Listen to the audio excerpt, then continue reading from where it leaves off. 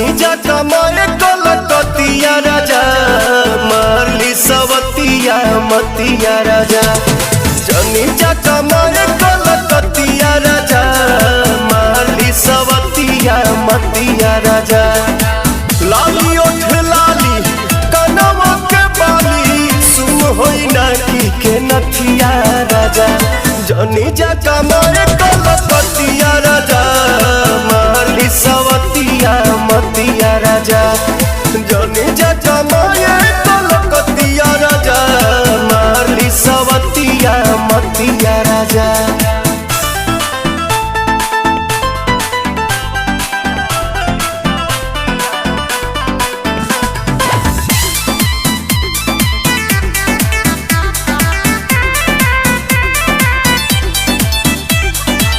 छोड़ी के मेहर हो जाइबा हे हर हमारा से बेसी ना करियो के यार तने नहीं राजा इज्जत के हानि करे पैसा जियानी करे केहू के न सोट बंगाल के पानी करे सेसिया पटवा रात भर रोवा मन बना में हरी के बतिया राजा जनी जा कमाए कलकतिया राजा मारली सवतिया मतिया राजा जनी जा कमाए कलकतिया राजा मारली सवतिया मतिया राजा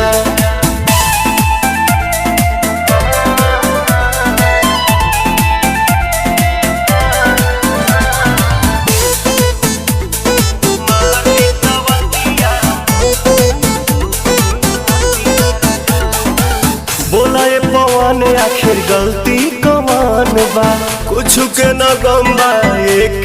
अलहम्बा